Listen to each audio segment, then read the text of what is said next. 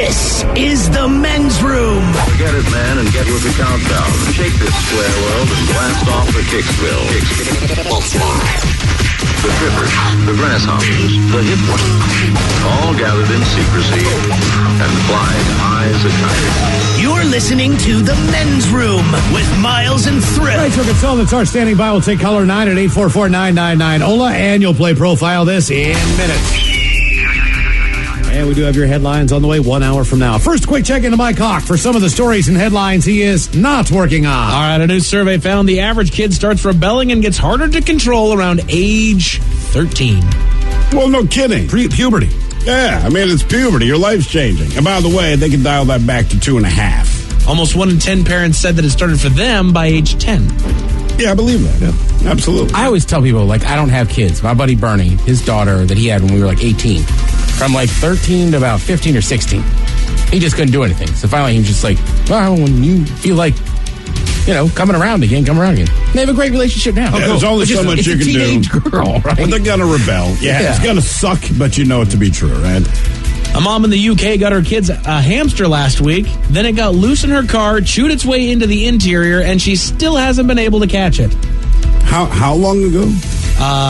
Let's see. It's been missing 8 days, and it caused thousands of dollars in damage. Oh, so it's still in there burrowing. They think stuff. It's alive. It's just eating her car from the inside. Okay. There's no evidence of death yet, other than maybe it started to slow down on the damage.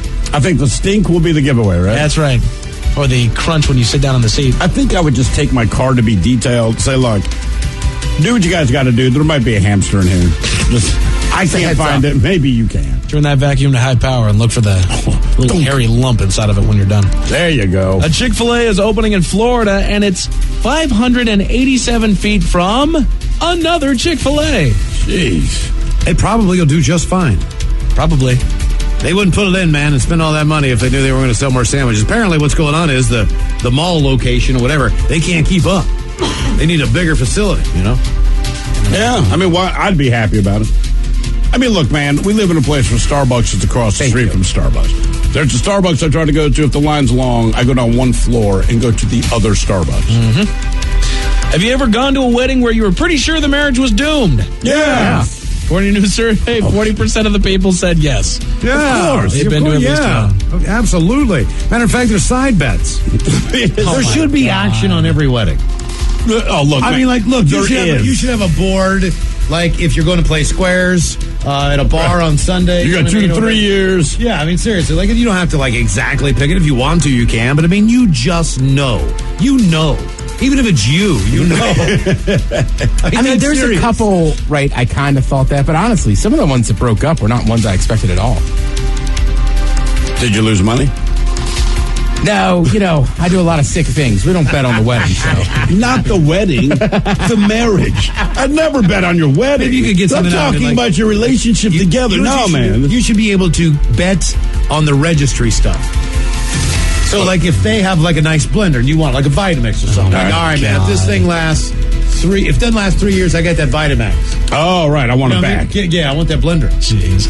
A man was at a national park in Alaska earlier this month, and he went into a river to take a selfie near some bears. And he lived. On the bright side, they didn't maul him to death, but he'll be facing charges for going into a restricted area. Did you see how long he was out there? I did, because I'm not working on it. The newest online challenge is called the Tip the Bill Challenge, where you tip your waiter 100% and post a photo of the receipt online. You know who came up with that idea? Wait staff. Right. I mean, hey, that's an idea. I'm all for it, man. Treat them well, but I'm like, if that's the challenge, I can Here's like, my have sex with a DJ day. Yeah. I'm also curious to see just how big the bill is that you're tipping 100%. I went into the bar, had one drink. But they'll take it. Right, that's but a the good thing point, is, but even if you tip 100% on a $5 tab, that's more than most people are going to leave, right? Yeah, I mean, that's the whole thing. Yeah. I actually always toss them $5 if I don't go to I'm sorry, I made that sound weird. If it's just a couple drinks, if the $5 is way over the 15% or whatever it is that you're supposed to tip, I'll toss them the $5 anyway, just because it's a good round number. You're doing God's work and to give me alcohol. That's right. To me, it's that You easy. never go wrong if you're coming back. Right. Right. Yeah, that's my issue. I've been in a newer neighborhood, just newer bars to me. Yeah. So a tip and a lot. Trying to set a standard. Well, when you come back, you gotta set a base. remember. Coming in, baby. Set a base. Believe it or not, you can change someone's mind on social media. I actually shouldn't be reading this because I don't need more friggin' spam on my Facebook. According to a new survey, 14% of Americans say they've changed one of their political or social views in the past year because of a post that they saw. But it changes. They're saying this as though you can go on with something positive and change people's mind, which maybe you can. The idea that you can change someone's opinion on social media, it's like, no kidding. That's what social media has become in the last couple of years, right? So people buy into stuff hook, line, and sinker. I think that might be at the root of many, many things, is that many people's minds have changed. Now, whether or not that information is accurate, that's the important Like part. when Obama invaded Texas. Right. I mean, so, yeah, people change their opinion and you go, but this is stupid. And you have to be stupid to believe it, but it's there. So, yeah, changing people's minds on social media is not a difficult task by any stretch. That happened to me. I mean, there was a girl that I thought would never get married. I'll be damned she did. Right. Probably should have given this one to you there, Thrill. Women's pockets are too small for today's phones, according to a new study. They're too small, apparently, to hold any goddamn thing. Right? Yeah, it's all fashion, man. The researchers found women's pockets are 48% shorter than men's, so an iPhone X can only fit into about 40% of them. I saw a kid. Is a youth of America. He's wearing some board shorts, right? There is a phone pocket in the back of these bad boys. Yeah, wouldn't you build that into your clothes? Smarter than hell. I never saw him before. I I have was a like, phone pocket in my shorts. you have a specific pocket for your phone. Okay, all right. First time I'd ever seen that. I have a glory hole in my front left pocket. For pool. Just for pool. That's why I dig around for change. You got change, hang out, let me check. With all the complaints that are all over the place about how women's clothes don't have pockets or the excitement when they finally do, why wouldn't they just start making pockets for women's stuff? Or maybe just carry a purse. I mean, this isn't 1970. Women aren't just walking around in skirts and sweaters anymore. They're Women's actually wearing, clothes like, make no pants. sense. The size is different from store to store. I mean, there's nothing universal about it. Right. Yeah, but it's also kind of a double-edged sword because their clothes don't make a ton of sense, but also we kind of...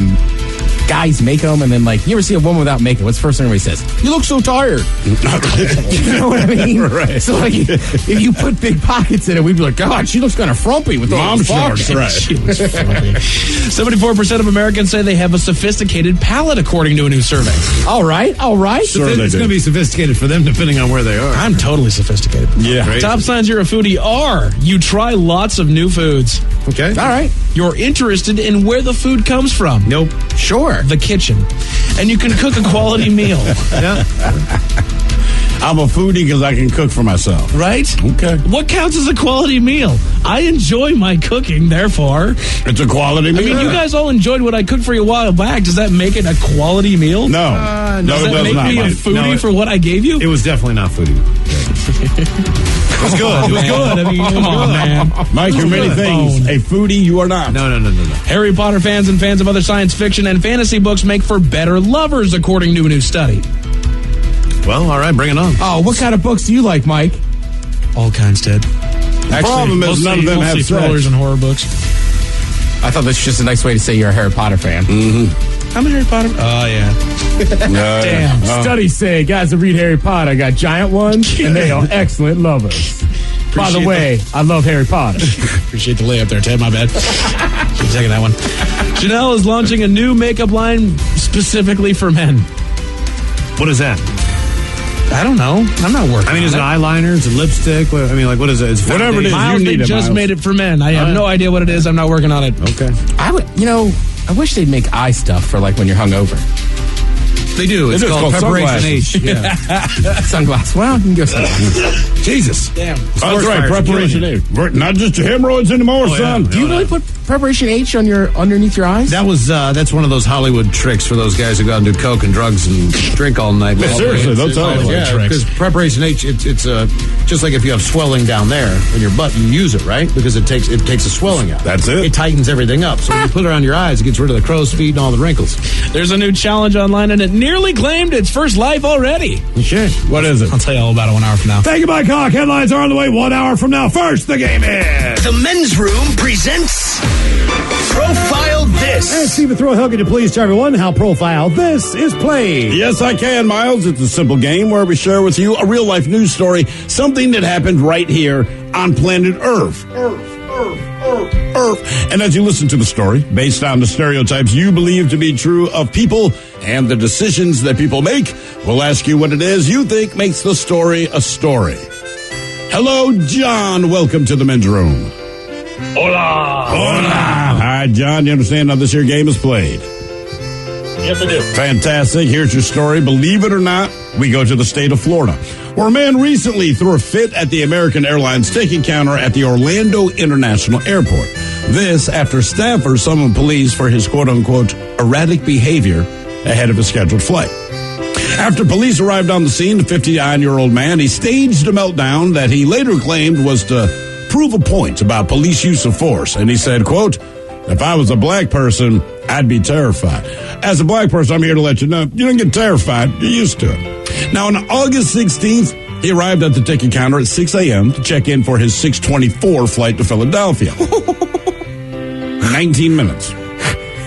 He ended up being set to be rebooked for the next available flight, which is how these things work. Mm-hmm. And he became irate at the airline staffers as well as other passengers and children in the area. When police arrived on the scene, he began to scream and foam at the mouth. And he went off on the officers in what they're calling an expletive-laden meltdown. Essentially, this is some of the things he's shouting to the crowd that's watching. Quote, "This guy's trying to provoke me. Do you have training, genius?" He's saying this to an innocent bystander. "There's no alcohol. You want to test me? Wanted me to count backwards?" This he asked to one of the cops. Then he says, "Come arrest me." Let's just fast forward. They came and arrested him. In the end, he says, "Oh, my God, I can't believe they're doing this." Keep in mind, this guy's losing his mind at the ticket counter and is shocked that the police do what police do. And again, he says, quote, "I'm not resisting. You're treating me like a effing black person." Hey, thanks, man. The man was later charged with battery, resisting arrest, trespassing, disorderly conduct, and possession of marijuana. Oh, do you believe that this guy is white, Mexi, Asian, or Jew?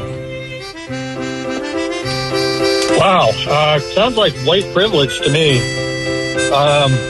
I'm leaning white, but what do you guys think? Yeah. Right, he showed up late. He showed up late. That is ridiculous, by the way. I showed up late for flights. But come on. No. Yeah, not 19 minutes. Well, they closed the door, probably. Yeah, if you're not there 45 minutes ahead of time, that you can't get in. Right, and then he screamed, "You treating me like a black person, blah, blah, blah." So black is not an option. Yeah, but he's doing it to prove a point. That's what he says. He's doing it because he's an a-hole. White. All right, what do you think, John? John, final answer?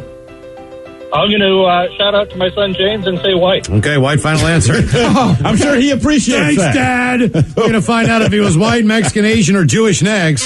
That was a tease. You are listening to the Men's Room Radio Network. We return to the men's room with Miles and Thrill. All right, your profile this takes us to Florida, Orlando International Airport, and a 59-year-old guy who was a doctor basically showed up 18 minutes from his flight leaving. 19. Come on. He said 18, whatever.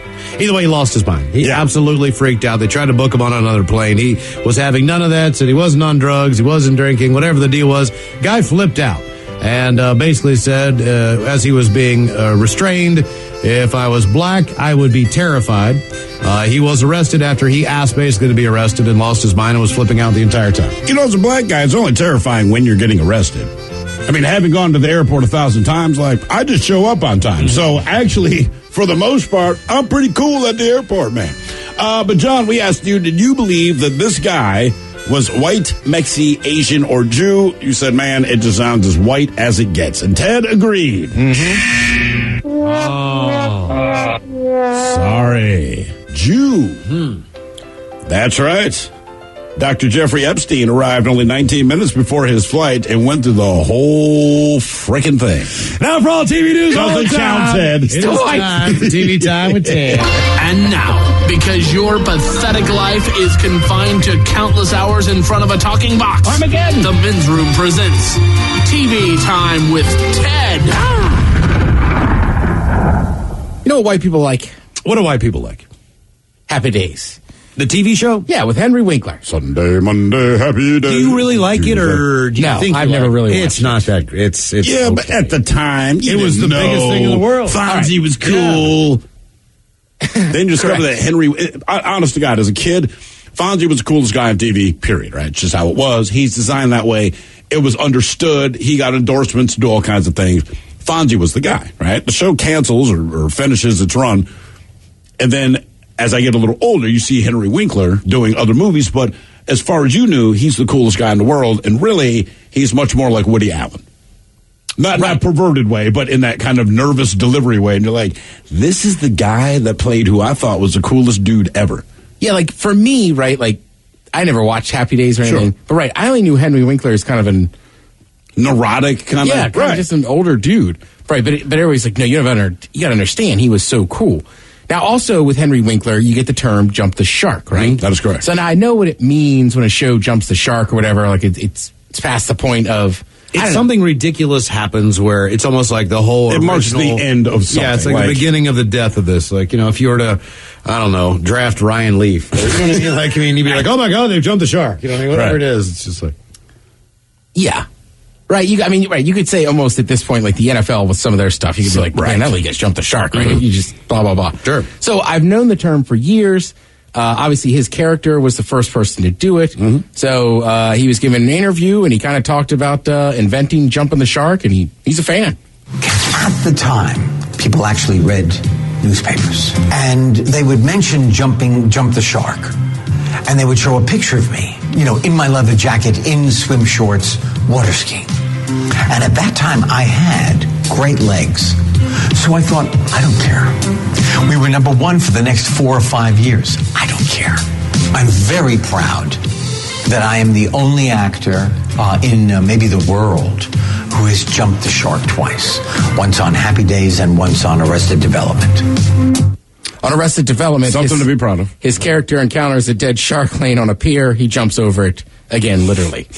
Now, here's the whole thing. Look, there's probably a lot of you that are like me, like, what's the big deal? Go to the Men's Room Facebook page, and there is a link to the actual scene where Fonzie jumps the shark. Now, the only thing I knew about Fonzie was he drove a motorcycle and he had a leather jacket. Right, that was his thing. Hey. Watch this thing, man. This is the most ridiculous thing I think I've ever seen on TV. Like, number one, you forget, like, Ron Howard. Like, I knew him as Opie, and then I knew him as the director. It's just funny to see him like the in-between. Yeah, he's like a good-looking teenage dude. Right. But Henry Winkler is in there in booty shorts and a leather jacket. Still has his leather jacket. The edits are horrible, and he's like, it's like a round like cage in the ocean that he's supposed to jump over the shark. But if you watch it, I'm pretty sure they don't even edit in the same damn shark. Oh no, they different shark? Yeah, like the first one is like, man, like I guess it's a bull shark, and like the second, like they look like different sharks. Like you can't even get your sharks to look the same. Right, and it just looks so dated and ridiculous. And there's 2 minutes of buildup of just Ron Howard and people going, I can't believe he's going to jump the shark. Like, I should have never dared him to do it. Blah, blah, blah. Just, trust me, like, I think Throw was in there earlier where I was like, you guys remember this? This is I remember ridiculous. This was huge, man. This is what you went for weeks. They indicated he was going to jump the shark. And you're like, I have to see this episode. Yeah, I had just never seen it. Oh, yeah. And I think your assessment's right. It is probably the dumbest thing that has ever been on television. And I feel like back in the day, right, because it was just TV, right? You didn't have DVR, you didn't have Netflix. Oh, if you didn't see it, then you didn't see it. Right, so they would hype things up. Whereas I feel like nowadays, the whole thing is like, you just kill off a character. You don't tell anybody what's going to happen in the next episode. And you never see a replay of it either because it's not a highlight. See, what would have happened today is Fonzie would not have made it. He would have been eaten by the shark.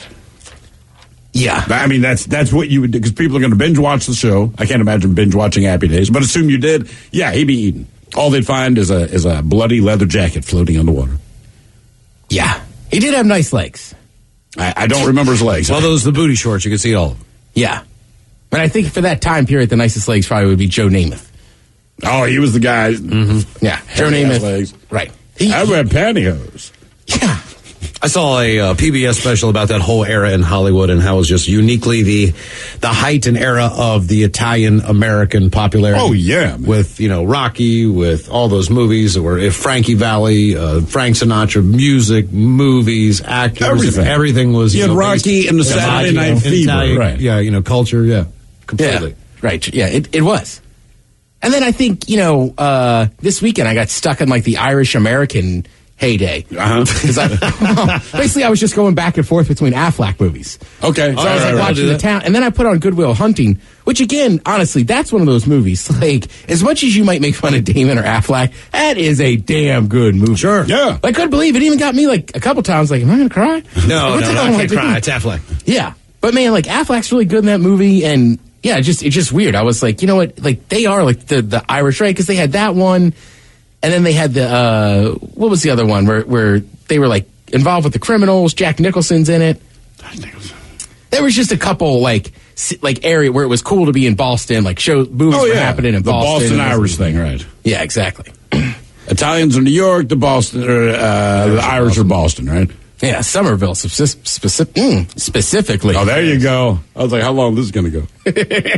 What was his name? Specifically. Whitey Ford or something. Yeah, right? Whitey Ford. Yeah, I think that was the big Somerville guy. I know you guys were fired up about the MTV VMAs. Just today when I found out they happened. Yeah, I know you guys were. A couple things. Number one, Aretha Franklin passed away recently. Madonna went out there to kind of give her a tribute to Aretha Franklin. Why would you pick Madonna of all people? And listen, aside from what I think of Madonna, but Madonna's a performer. I get it. She does her thing. But Aretha Franklin was known for her singing. And just when it comes to Madonna, Madonna is not. Well, in their defense, like she was out there to give out an award and kind of did a tribute to Aretha Franklin. Yeah. Okay, so they did not ask her of all people to give a tribute to Aretha Franklin. I don't believe so. All right, thank God. I'm pretty sure she was just out there giving out an award, and then she went all Madonna. Yeah. Okay. I can accept that. I thought they'd actually asked her to get. I'm like, why would you ask her to do a tribute? Well, to the funny thing was she was wearing, I don't know. Traditional black African garb. Because she's a diva? Right? I mean, like, all right, how did she get the... No, that's what I'm saying. She was just giving out awards at one time I see. To say, hey, but she was wearing, like traditional African garb. Mm-hmm. And then a lot of people also thought she kind of made it about herself. Well, she did do that, but I mean... She did, but you know what? Madonna. I listened to it too. Like, I didn't think it was that crazy. I think that's one of those things on social media you can nitpick later on. Sure, you can, if you care. I mean, like, it's Madonna. And Madonna, I mean, take it for what she's worth. It is what it is, and she did what she does. Yeah. You know what I mean? Like, she's been doing this, 40 years now? Who cares? Yeah. Still can't sing. Yeah. Well, it's a non-singing somebody. Mm-hmm. It's amazing. Let's see. Kevin Hart was there, of course. He was out there with Tiffany Haddish. They were having some fun, kind of ripping on a bunch of people. And whether or not you know all these rappers, I'm sure a lot of people will agree with Kevin Hart here. A lot of people here that I love tonight. We got Lil Pump. We got Lil Xan. These are also the reasons that your 12-year-old cousin wants a face tattoo. Stop writing on your damn face. The legend. Stop writing on your face. It's stupid. You're not going to get a job if this don't work out. Stop it.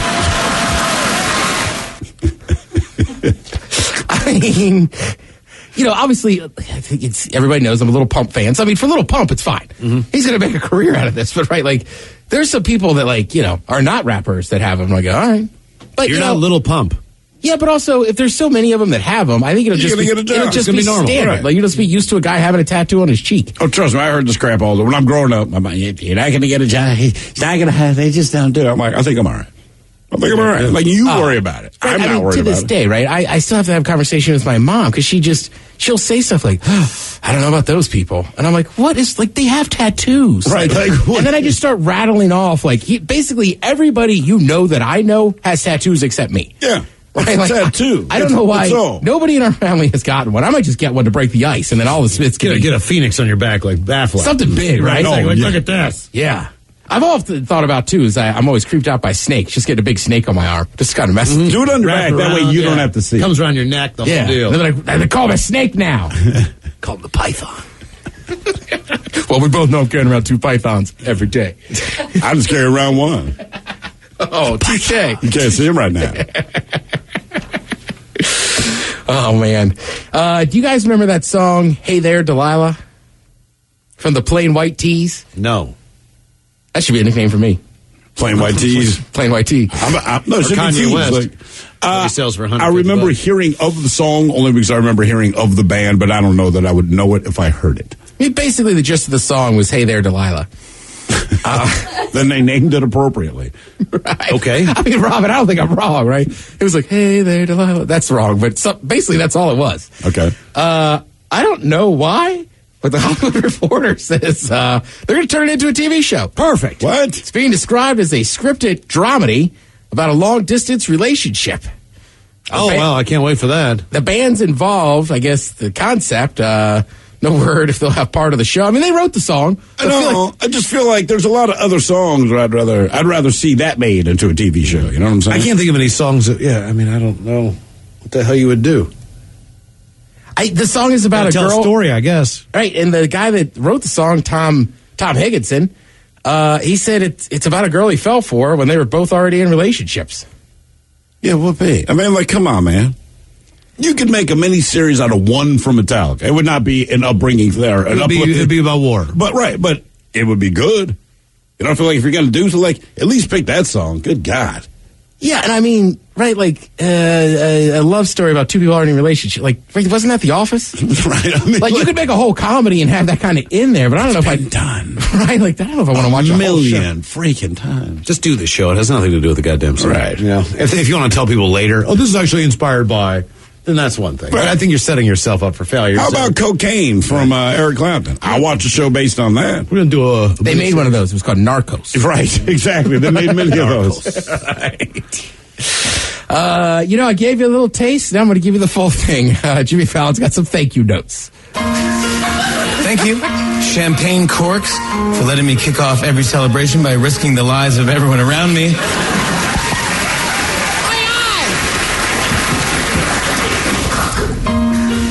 Thank you, Pillsbury Doughboy, for being the only time I trust a guy with my food who's totally nude from the neck down.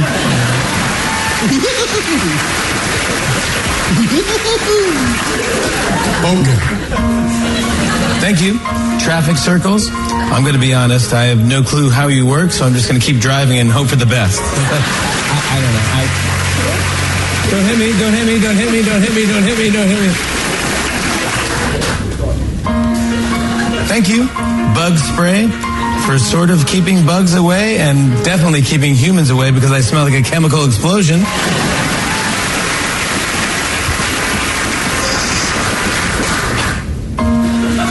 Thank you, people who shop for gifts at the airport. It's nice to know you thought of me somewhere between the TSA line and Chili's too. He's right.